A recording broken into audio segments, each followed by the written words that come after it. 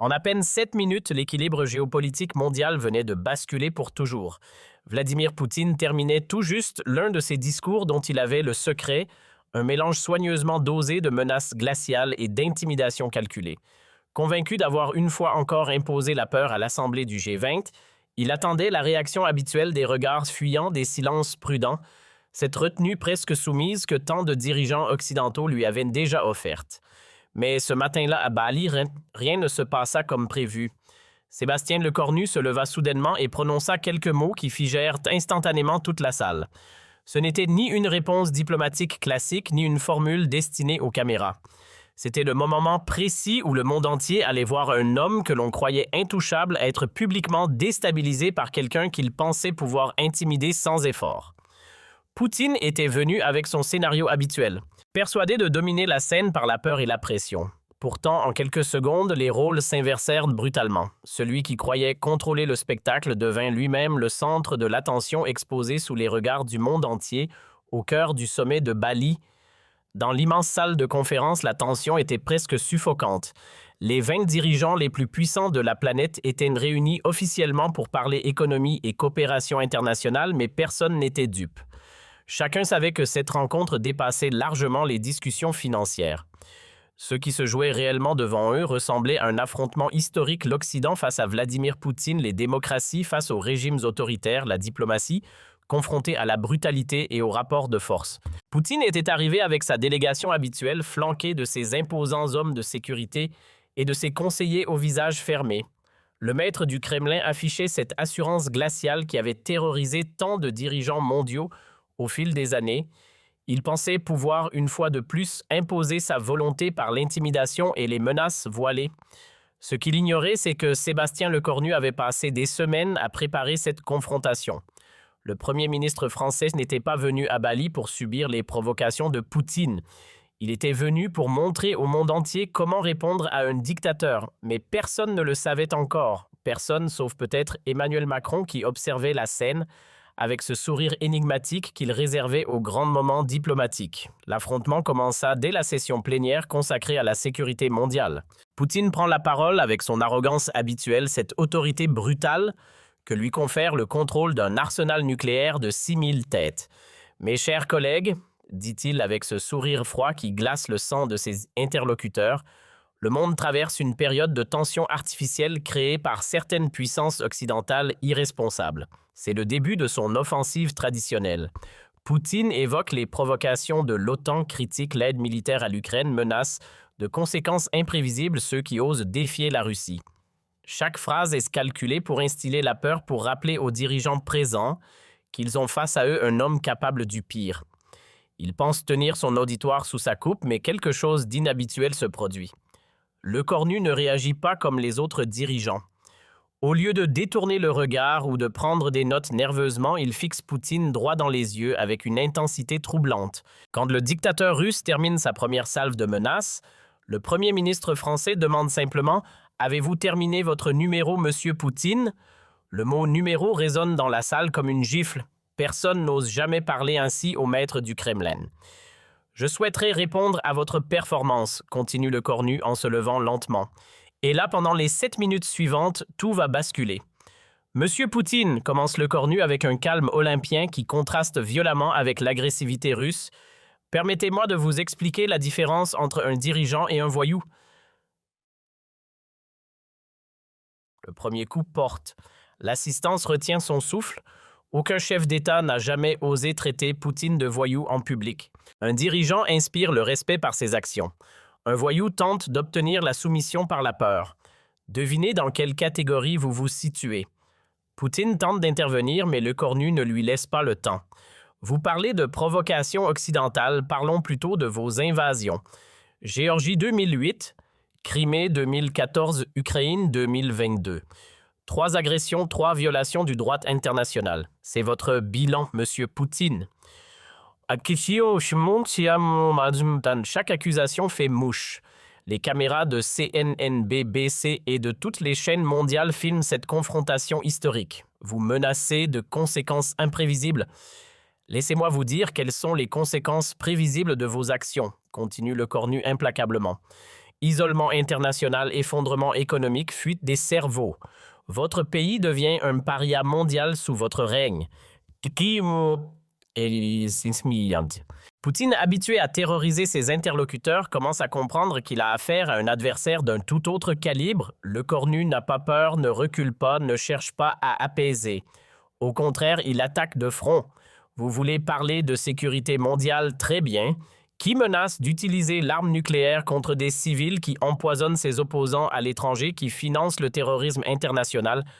Nous savons tous de qui il s'agit. L'accusation directe fait l'effet d'une bombe. Les dirigeants présents n'en croient pas leurs oreilles. Quelqu'un ose enfin dire à Poutine ces 4 vérités devant le monde entier. Mais le plus pathétique dans votre attitude, monsieur Poutine, poursuit le cornu avec un mépris non dissimulé, c'est votre lâcheté. Vous vous cachez derrière vos armes nucléaires parce que vous savez que votre armée est incapable de gagner une guerre conventionnelle. C'est le coup de grâce. L'allusion à l'échec militaire russe en Ukraine fait perdre ses moyens au dictateur. Poutine devient livide, ses mains tremblent légèrement. Pour la première fois de sa carrière, il se trouve désarçonné devant un parterre international.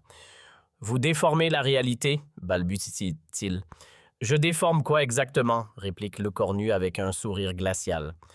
Vos échecs militaires en Ukraine, votre incapacité à prendre Kiev, vos généraux qui se font tuer les uns après les autres, ou peut-être votre fuite précipitée de Kharkiv.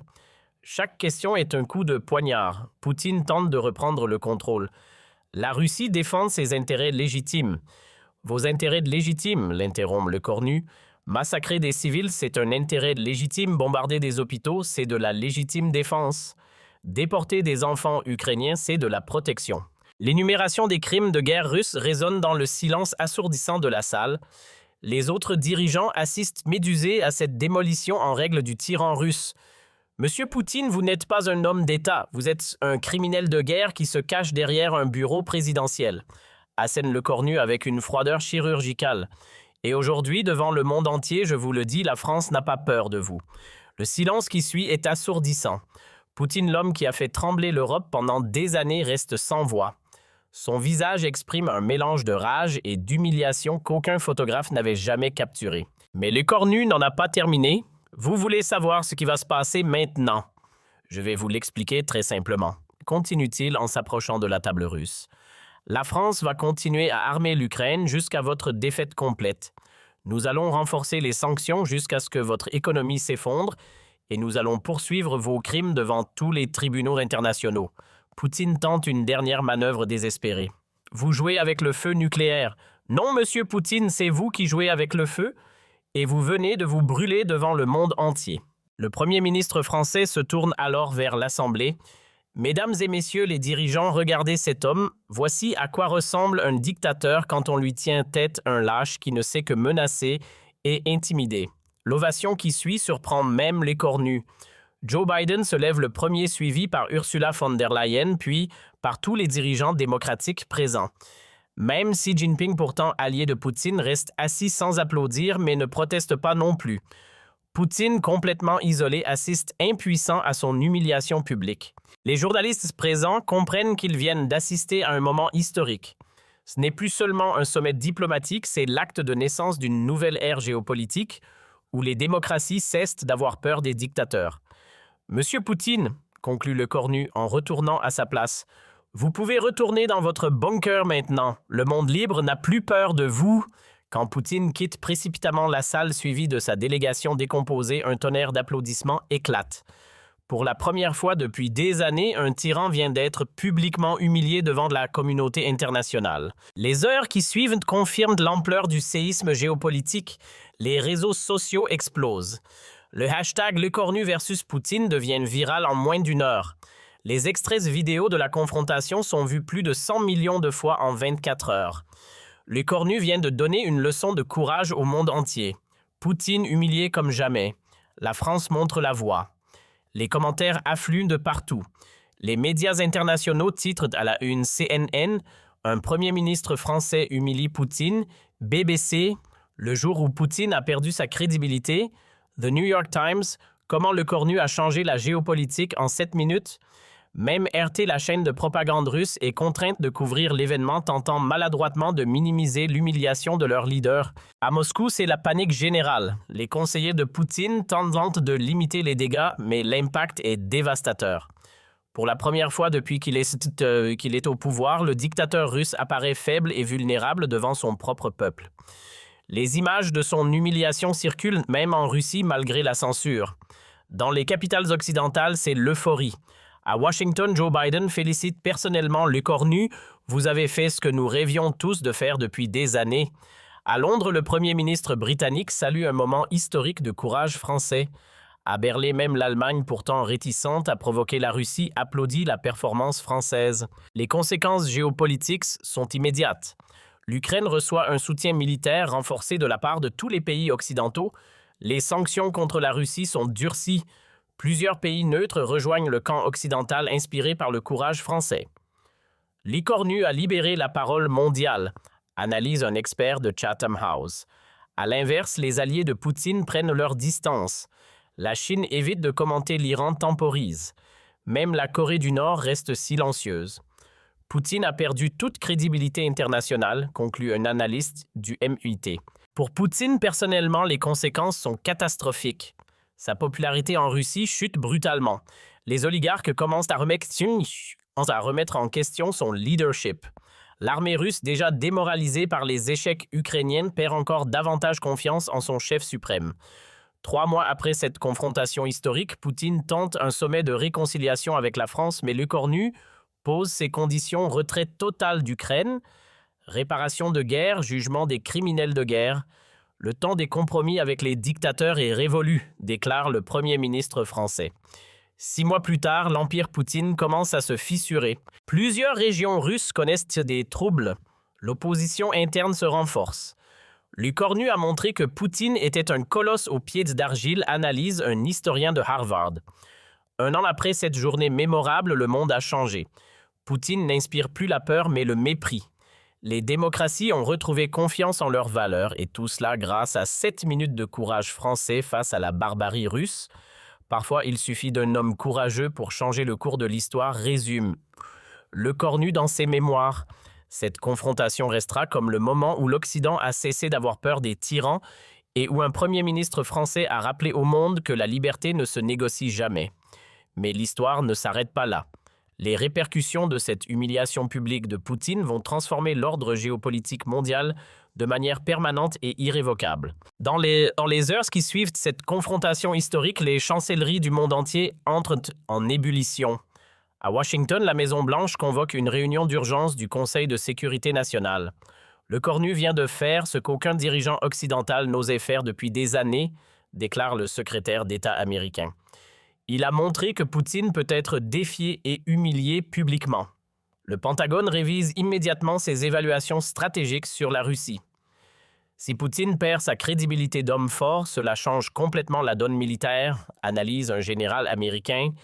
Ses propres troupes vont commencer à douter de lui. La CIA mobilise tous ses agents pour analyser les réactions internes russes. Nous assistons peut-être au début de la fin du régime Poutine, estime le directeur de l'agence. Les services de renseignement américains observent déjà des signes de nervosité au sein de l'élite russe. À Londres, Downing Street jubile discrètement. Le Premier ministre britannique convoque son cabinet pour analyser cette nouvelle donne. L'écornu a ouvert une brèche dans l'armure de Poutine, explique-t-il à ses ministres. Nous devons exploiter cette opportunité. Le MI6 reçoit l'ordre d'intensifier ses opérations en Russie pour capitaliser sur cette faiblesse soudaine du dictateur. Les diplomates britanniques sont mobilisés pour rallier d'autres pays à cette nouvelle approche ferme face à Moscou. En Allemagne, la réaction est plus nuancée mais tout aussi significative. Olaf Scholz, encore marqué par sa propre humiliation face à l'écornu, reconnaît néanmoins l'importance de ce moment. La France vient de changer les règles du jeu avec la Russie, admet-il à ses conseillers. Nous ne pouvons plus faire comme si de rien n'était. L'Allemagne, traditionnellement prudente avec Moscou à cause de sa dépendance énergétique, commence à reconsidérer sa position. Berlin annonce l'accélération de sa transition énergétique pour réduire sa vulnérabilité au chantage russe. Les entreprises allemandes reçoivent l'ordre de préparer leur désengagement total du marché russe. Dans les pays d'Europe de l'Est, l'enthousiasme est palpable. La Pologne, les pays baltes, la République tchèque saluent unanimement le courage de l'écornu. Enfin, quelqu'un a dit à Poutine ce que nous pensions tous, déclare le président polonais. Ces pays qui subissent les pressions russes depuis des décennies voient dans cette confrontation une libération. Ils proposent immédiatement de renforcer leur coopération militaire avec la France. L'OTAN révise ses stratégies de défense face à une Russie potentiellement affaiblie. En Ukraine, l'impact est immédiat et spectaculaire. Volodymyr Zelensky organise une conférence de presse extraordinaire pour remercier la France. L'écornu a fait plus en 7 minutes que des mois de diplomatie, déclare-t-il. Il a montré au monde le vrai visage de Poutine. Le moral des troupes ukrainiennes remonte en flèche. Les soldats diffusent massivement les images de l'humiliation de Poutine. Si leur chef peut être ridiculisé ainsi, nous pouvons les battre, se disent-ils. L'armée ukrainienne lance immédiatement plusieurs offensives galvanisées par cette démonstration de faiblesse russe. À Moscou, c'est la panique totale. Poutine, rentré précipitamment du G20, s'enferme dans son bunker du Kremlin. Ses conseillers tentent de minimiser les dégâts, mais l'ampleur de l'humiliation dépasse tout ce qu'ils ont connu. Vladimir Vladimirovitch a été pris au dépourvu, admet l'un d'eux. Personne n'avait anticipé une attaque aussi frontale. Les services de sécurité russes reçoivent de l'ordre de censurer massivement les réseaux sociaux. Mais les images de la confrontation circulent déjà partout. Même en Russie, malgré la propagande officielle, les citoyens voient leur leader humilié comme jamais. Les oligarques russes, déjà inquiets des sanctions occidentales, commencent à paniquer. Si Poutine perd sa crédibilité internationale, nous risquons de tout perdre, confie l'un d'eux à ses associés. Certains d'entre eux entament discrètement des contacts avec des intermédiaires occidentaux pour négocier leur sortie de l'orbite poutinienne. Les généraux russes, déjà ébranlés par les échecs militaires en Ukraine, voient leur confiance en leur chef suprême s'effriter davantage. Des réunions secrètes s'organisent au sein de l'état-major pour discuter de l'avenir du pays. « Comment peut-on suivre un leader qui se fait humilier ainsi ?» murmurent-ils entre eux. Dans les régions russes, les gouverneurs commencent à prendre leur distance avec le pouvoir central. Certains d'entre eux contactent discrètement des représentants français pour explorer des ouvertures diplomatiques. « Moscou nous entraîne dans sa chute », expliquent-ils. « Nous devons penser à l'avenir de nos territoires. » Les médias russes indépendants, malgré la répression, parviennent à diffuser des analyses de cette confrontation. « Poutine n'est plus l'homme fort qu'il prétendait être », écrivent-ils courageusement. Ces articles circulent clandestinement et alimentent un débat souterrain sur l'avenir du régime. En Chine, Xi Jinping observe cette évolution avec un mélange d'inquiétude et d'opportunisme. Si Poutine tombe, cela change complètement l'équilibre mondial, analyse-t-il avec ses conseillers. Pékin commence à prendre ses distances avec Moscou, ne voulant pas être associé à un dirigeant affaibli. Les entreprises chinoises reçoivent l'ordre de réduire leurs investissements en Russie. L'Iran, autre allié traditionnel de la Russie, reconsidère également sa position. Un Poutine faible ne peut plus nous protéger face aux pressions occidentales, estime le régime des Mollahs. Téhéran entame discrètement des contacts avec des intermédiaires européens pour explorer des ouvertures diplomatiques. Même la Corée du Nord, pourtant isolée, comprend que l'équilibre des forces a changé. Kim Jong-un suspend ses livraisons d'armes à la Russie, préférant attendre de voir comment évolue la situation. Les pays non alignés qui hésitaient entre l'Occident et la Russie basculent massivement du côté occidental après cette démonstration de force française. L'Inde, le Brésil, l'Afrique du Sud réévaluent leurs relations avec Moscou. Poutine n'inspire plus le respect, constatent leurs dirigeants. 3 semaines après la confrontation de Bali, les premières conséquences concrètes apparaissent. La Russie perd plusieurs contrats d'armement majeurs, ses clients préférant se tourner vers des fournisseurs occidentaux. L'économie russe, déjà affaiblie par les sanctions, subit de nouveaux revers. Le rouble s'effondre à son plus bas niveau historique. 1 mois plus tard, les premiers signes de rébellion interne apparaissent. Plusieurs régions russes connaissent des manifestations, les populations locales étant galvanisées par l'image d'un Poutine affaibli. Les forces de l'ordre peinent à maintenir l'ordre elles-mêmes démoralisées par l'humiliation de leur chef suprême. 2 mois après Bali, c'est un véritable soulèvement qui gronde en Russie. Les républiques du Caucase déclarent leur autonomie. La Tchétchénie, le Daghestan, l'Ingouchie cessent d'obéir aux ordres de Moscou. « Nous ne suivons plus un leader humilié », déclarent leurs dirigeants. L'armée russe, déjà épuisée par le conflit ukrainien, ne peut plus maintenir l'ordre sur tout le territoire. 3 mois plus tard, l'impensable se produit. Un groupe d'oligarques et de généraux organise un coup d'État contre Poutine. Il a déshonoré la Russie, justifie-t-il. Nous devons sauver ce qui peut encore l'être. Le dictateur barricadé dans son bunker voit son empire s'effondrer autour de lui. 6 mois après cette journée historique de Bali, Poutine est renversé. Un gouvernement de transition s'installe à Moscou, dirigé par des personnalités modérées qui proposent immédiatement des négociations de paix avec l'Ukraine. L'ère Poutine est terminée, annonce-t-il au monde. La Russie veut retrouver sa place dans la communauté internationale. 1 an plus tard, quand les historiens analyseront cette période, ils dateront de cette confrontation au G20 le début de la chute du régime Poutine. Le Cornu a prouvé qu'un tyran n'est fort que tant qu'on le craint, écriront-ils. Dès qu'on lui tient tête, il s'effondre comme un château de cartes. Aujourd'hui, Sébastien Lecornu est reconnu comme l'homme qui a changé le cours de l'histoire mondiale. Sa statue trône devant le palais de l'Élysée avec cette inscription « Il a eu le courage de dire non à la tyrannie ». Poutine lui finit ses jours en exil symbole déchu d'une époque révolue où les dictateurs pensaient pouvoir terroriser le monde impunément. Les répercussions de cette journée historique continuent de se faire sentir dans tous les domaines de la société internationale. Dans le monde académique, cette confrontation devient immédiatement un cas d'école enseigné dans toutes les universités de relations internationales. Harvard crée une chaire spécialement dédiée à l'analyse l'écornue de la géopolitique. Nous étudions comment un leader démocratique peut neutraliser un dictateur par la seule force de ses arguments, explique le professeur titulaire. Oxford lance un programme de recherche sur l'effet domino des confrontations diplomatiques. Les étudiants du monde entier analysent minute par minute les 7 minutes qui ont changé l'histoire. C'est devenu notre référence absolue en matière de courage politique, témoigne un étudiant de Sciences Po Paris. À Yale, un séminaire entier est consacré aux techniques Lecornu de démontage psychologique des autocrates. Les futurs diplomates américains apprennent par cœur les répliques du premier ministre français. Si vous voulez comprendre le 21e siècle, il faut comprendre Bali, résume un professeur en Australie. L'Université de Sydney crée un institut Lecornu pour la démocratie. Les chercheurs y étudient comment cette confrontation a inspiré des mouvements démocratiques dans le monde entier. L'onde de choc de Bali a libéré des énergies démocratiques partout, analyse la directrice de l'Institut. Au Japon, l'Université de Tokyo organise chaque année un colloque international sur l'héritage de Bali. Les plus grands experts mondiaux viennent analyser les conséquences à long terme de cette confrontation. Lecornu a prouvé que la démocratie pouvait être offensive, conclut un politologue japonais.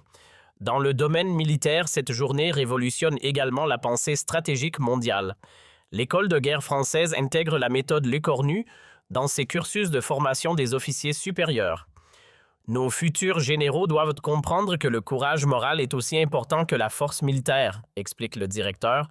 Le Pentagone révise ses manuels de stratégie pour inclure cette nouvelle approche de confrontation avec les dictatures. Lecornu nous a montré qu'on peut gagner une guerre sans tirer un seul coup de feu, reconnaît un général américain. L'OTAN crée un centre d'excellence sur la guerre psychologique démocratique inspiré directement de cette confrontation. L'état-major britannique développe des formations spéciales pour préparer ses officiers à affronter les tyrans avec les armes de la démocratie. Même en Israël, le Mossad étudie attentivement les techniques employées par Lecornu pour neutraliser un adversaire supérieur en nombre. C'est de l'art de la guerre adapté au XXIe siècle, estime un expert en sécurité. Dans le monde économique, l'impact est tout aussi profond. La Bourse de Paris devient la nouvelle référence européenne détrônant Francfort. Les investisseurs internationaux voient dans la France de Lecornu un modèle de stabilité et de leadership. Après Bali, tout le monde veut investir en France, constate un analyste de Wall Street. Les entreprises françaises voient leur valorisation exploser. Total, LVMH, Airbus battent des records en bourse. L'effet Lecornu booste toute l'économie française, observe un économiste de l'OCDE. Les fonds souverains du monde entier réorientent leurs investissements vers la France. À Londres, la City redécouvre l'attractivité française. Lecornu a redonné une image de gagnant à la France, explique un trader londonien. Les banques d'investissement ouvrent massivement des bureaux à Paris. Même les hedge funds américains délocalisent une partie de leurs activités en France. On veut être associé au succès français, justifie un gestionnaire de fonds new-yorkais. Dans le domaine culturel, cette victoire diplomatique déclenche une véritable renaissance française mondiale. Hollywood développe plusieurs projets de films sur cette confrontation historique. C'est l'histoire parfaite David contre Goliath version 21e siècle, s'enthousiasme un producteur. Netflix lance une série en 6 épisodes sur les 7 minutes qui ont changé le monde. Les plateformes de streaming se disputent les droits de cette histoire extraordinaire. Tout le monde veut raconter l'épopée Le Cornu, constate un dirigeant de Disney+. Dans la mode, Paris redevient la capitale mondiale incontestée. Les créateurs français sont sollicités partout. Le Cornu a redonné du glamour à la France, explique le directeur de Chanel. Milan et New York perdent du terrain face à cette renaissance parisienne. Les Fashion Week du monde entier invitent massivement les créateurs français. Dans la gastronomie, l'effet est tout aussi spectaculaire. Les restaurants français s'ouvrent massivement à l'étranger. Tout ce qui est français est devenu tendance après Bali, observe un chef étoilé. Les exportations de vins français explosent. Les produits du terroir hexagonal conquièrent de nouveaux marchés. L'art de vivre à la française bénéficie de l'effet Le Cornu, analyse un spécialiste du marketing. Dans le domaine sportif, cette nouvelle image française attire de grands événements. Paris obtient l'organisation de plusieurs compétitions majeures supplémentaires. Le dynamisme français sous Les Cornus nous séduit, explique un responsable olympique. Les clubs de football français attirent les meilleurs joueurs mondiaux. Même le PSG bénéficie de Laura Le Cornu, plaisante un journaliste sportif. Le Tour de France étend son influence internationale portée par cette renaissance hexagonale. Les sponsors du monde entier se disputent de l'association avec les événements français. Dans le secteur technologique, la France devient une destination privilégiée. La Silicon Valley délocalise plusieurs de ses activités vers Paris. L'écosystème français nous paraît plus stable depuis Les Cornus, explique un dirigeant de Google. Les startups européennes choisissent massivement la France pour s'implanter. Les Cornus a créé un climat de confiance extraordinaire, témoigne un entrepreneur britannique. Même les géants asiatiques de la tech ouvrent des centres de recherche en France. Nous voulons profiter du dynamisme français, justifie un dirigeant de Samsung. Dans l'espace, cette nouvelle influence se traduit par des partenariats renforcés. L'Agence spatiale européenne relocalise davantage d'activités en France. La NASA propose des coopérations privilégiées avec le CNES français. Le Cornu a redonné une ambition spatiale à la France, observe un expert aérospatial. Même SpaceX d'Elon Musk envisage d'implanter une base de lancement en Guyane française. Dans le domaine de l'intelligence artificielle, la France attire les meilleurs cerveaux mondiaux. L'effet Le Cornu nous fait paraître plus attractif que la Silicon Valley, se réjouit un chercheur français. Les universités américaines voient leurs étudiants partir massivement étudier en France.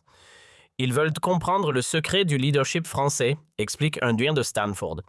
2 ans après cette confrontation légendaire, la transformation est complète. La France est redevenue une superpuissance d'influence mondiale. Le Cornu est invité dans tous les sommets, consulté sur toutes les crises internationales. Sébastien incarne le leadership du 21e siècle, reconnaît même un ancien président américain. Poutine, de son côté, vit reclus dans un petit appartement de Minsk surveillé par les services biélorusses. Ses anciens oligarques refusent de le voir. Ses généraux l'ont abandonné. Il reste l'homme qui s'est fait humilier par un Français, ricane un ancien proche. Ses mémoires qu'il tente d'écrire en exil ne trouvent aucun éditeur. Personne ne veut publier les souvenirs d'un dictateur déchu, lui signifient les maisons d'édition. Même les chaînes de télévision les plus sensationnalistes refusent ses interviews. Poutine n'intéresse plus personne, constate un producteur russe exilé. Quand des journalistes l'interrogent sur cette journée fatidique de Bali, l'ancien maître du Kremlin refuse de répondre. Cette histoire est terminée, marmonne-t-il en détournant le regard. Mais pour le monde entier, cette histoire ne fait que commencer. Elle est devenue le symbole qu'un homme courageux peut changer le cours de l'humanité. Les Cornus nous a rappelé que la démocratie, quand elle ose, est invincible, résume un éditorialiste du Washington Post. Aujourd'hui, dans toutes les écoles démocratiques du monde, les enfants apprennent cette histoire. Ils retiennent qu'un premier ministre français a eu le courage de dire non à un dictateur et que ce non a libéré des centaines de millions de personnes. C'est peut-être là le plus bel héritage de ces 7 minutes historiques, avoir prouvé que le courage est contagieux et que la liberté finit toujours par triompher.